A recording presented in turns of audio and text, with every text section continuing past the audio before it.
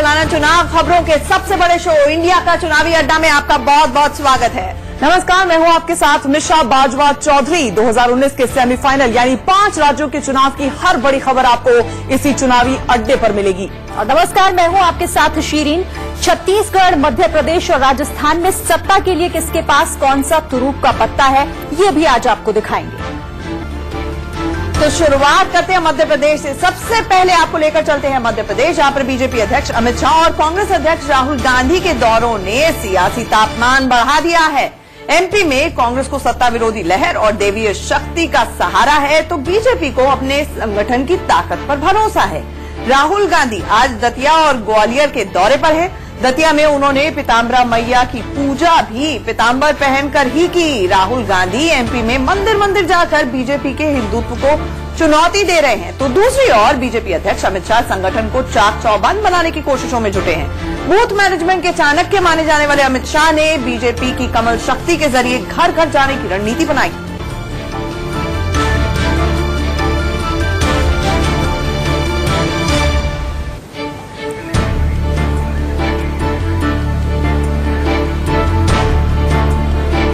और चलिए अब सीधे भोपाल चलते हैं हमारी एडिटर न्यूज दीप्ति चौरसिया के पास। दीप्ति, अमित शाह और राहुल गांधी एमपी में धुआंधार दौरे कर रहे हैं, इसका चुनावी माहौल पर आप क्या असर देख रही हैं?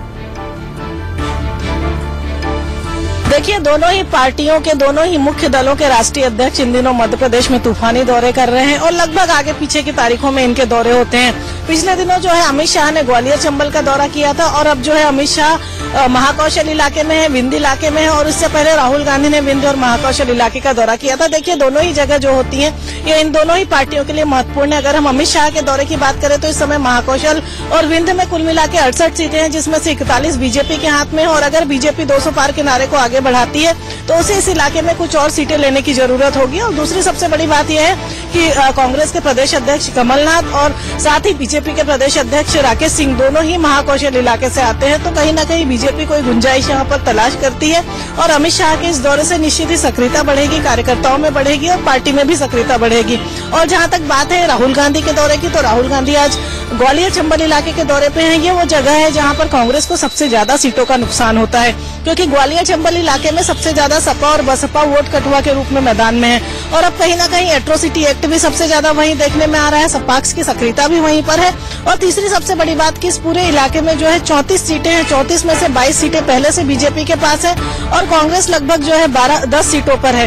तो ये वो इलाका है जहाँ कहीं न कहीं कांग्रेस अपनी सीटें और निकाल पाने की गुंजाइश देखती है, लेकिन बसपा के कारण कांग्रेस को काफी नुकसान होता है। और महागठबंधन की बात करने के बाद गठबंधन का नहीं हो पाना और सभी दलों का अलग अलग चुनाव लड़ना कहीं न कहीं कांग्रेस के लिए झटका है।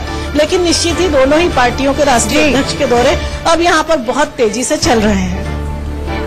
जी, तो एक तरफ बीजेपी के चाणक्य माने जाने वाले अमित शाह का बूथ मैनेजमेंट हो रहा है हमेशा यहाँ पर, और दूसरी तरफ मंदिर मंदिर द्वारे द्वारे राहुल गांधी घूम रहे हैं और वहां पर मंदिर मैनेजमेंट करते हुए नजर आ रहे हैं। एब्सोल्युटली। और दीप्ति, आपसे ये भी जानना चाहेंगे कि बीजेपी और कांग्रेस दोनों अपने अपने संगठनों को चुस्त बनाने में जुटी हैं, लेकिन उम्मीदवारों के नाम पर चुप्पी नहीं टूट रही है। उम्मीदवारों की लिस्ट कब तक सामने आएगी? देखिए, बीजेपी और कांग्रेस दोनों में ही बैठकों के मैराथन बैठकों का दौर जारी है। अमित शाह कल भोपाल आए थे होशंगाबाद अपने चुनावी दौरे के बाद, जब वो लौटे तो देर रात तक बैठकों का दौर जारी रहा, जिसमें बीजेपी के सारे आला नेता, संगठन महामंत्री और सभी शामिल थे। और लगभग जो है चुनाव प्रबंधन की बैठकों से लेकर लगभग सारी बैठकें लगातार चलती रही। और उसके बाद आज अमित शाह जो है अपने महाकौशल और विंध्य इलाके के दौरे पे निकल गए। और इससे पहले जो है 3-4 दिन एक मैराथन मंथन चलता रहा, स्क्रीनिंग की बैठक चलती रही कांग्रेस की दिल्ली में। तो दोनों ही पार्टियों में बैठकों के दौर जारी हैं। और मुझे ये लगता है कि अगर कांग्रेस की शायद पहली कोई सूची 17-18 तारीखों में आ जानी चाहिए और बीजेपी शायद बीजेपी की पहली लिस्ट इस मंथ के एंड तक आनी चाहिए। हो सकता है कि 18-19 में जो है एक रायशुमारी का दौर हो जाए और उसके बाद कोई पैनल तैयार कर लिए जाए, लेकिन बीजेपी की लिस्ट आने में थोड़ा समय लग सकता है। हालांकि कांग्रेस दशहरे के पहले अपनी पहली लिस्ट दे सकती है, क्योंकि कांग्रेस अध्यक्ष कमलनाथ ने पहले ही कहा था कि कांग्रेस 30 सितंबर तक अपनी पहली लिस्ट जारी करेगी। हालांकि उससे समय बहुत देर हो चुका है, लेकिन अब यह है कि 15 तारीखों के बाद 15 से 30 तारीखों के बीच में माने 17-18 तारीख तक कांग्रेस की लिस्ट जारी हो जाएगी और बीजेपी इस मंथ एंड तक कोई न कोई अपनी लिस्ट जरूर जारी करेगी। यानी विधानसभा में क्या होगा हमेशा ये कहना तो मुश्किल है जब नतीजे आएंगे, लेकिन कांग्रेस कम से कम जो लिस्ट जारी करने में फर्स्ट आ रही है। जी। मैंने आपको एमपी में कांग्रेस की शक्ति पूजा और बीजेपी की कमल शक्ति का मतलब समझाया था। और अब आपको लेकर चलते हैं राजस्थान, जहां पर वसुंधरा राजे गढ़ बचाने के लिए जूझ रही हैं। राजस्थान में टिकट का फैसला वसुंधरा की मर्जी से हो रहा है, लेकिन इस बार वसुंधरा राजे बाकी नेताओं के साथ उम्मीदवारों के नाम पर मंथन में भी जुटी हुई हैं। रणकपुर में कमरे में रणनीति बन रही है और बाहर टिकट मांगने और कटवाने वाले रणभूमि में अब उतर आए हैं। लिस्ट जारी करने की जल्दबाजी में कांग्रेस भी पीछे नहीं है। वो मैदान में उतरने से पहले मीडिया मैनेजमेंट के मोर्चे पर पूरी तरह सक्रिय है। इन दोनों पार्टियों का खेल बिगाड़ने के लिए जाट नेता हनुमान बेनीवाल भी अब मैदान में उतर आए हैं। बेनीवाल 29 अक्टूबर को नई पार्टी बनाने वाले हैं।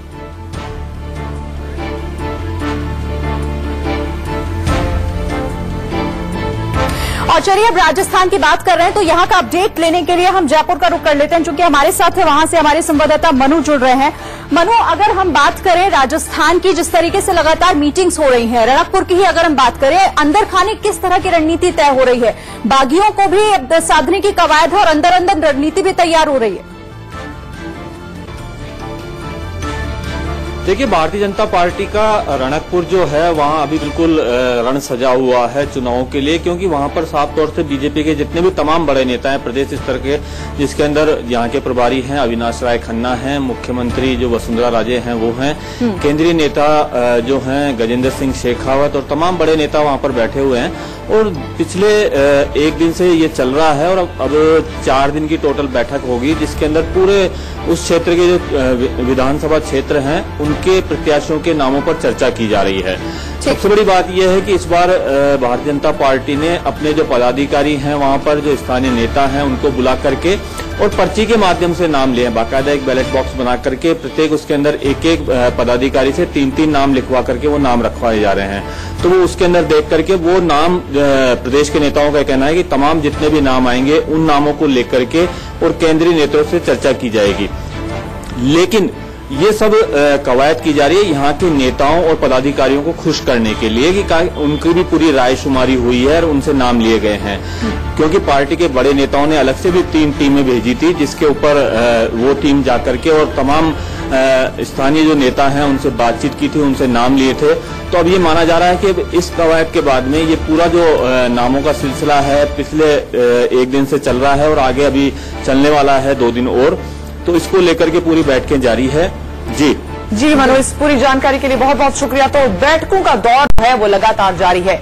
छत्तीसगढ़ में चुनावी रंग हर पल बदल रहे हैं। सबसे पहले वोटिंग छत्तीसगढ़ में ही होनी है। कांग्रेस को झटका पहले मायावती ने दिया और अब सीपीआई ने भी अजीत जोगी और मायावती के गठबंधन को लाल सलाम बोल दिया है। वोट बांटने का खतरा बढ़ गया है। वहीं कांग्रेस के कार्यकारी अध्यक्ष रहे रामदयाल उइके को भगवा पटका पहनने के बाद बीजेपी गदगद है। उइके अब कांग्रेस को पानी पी पी कर कोस रहे हैं। चुनाव का ऐलान होने से पहले कांग्रेस छत्तीसगढ़ में मजबूत दिख रही थी, लेकिन अब वो मजबूर नजर आ रही है, क्योंकि रमन सिंह और अजीत जोगी के मुकाबले कांग्रेस के पास कोई चेहरा नहीं है।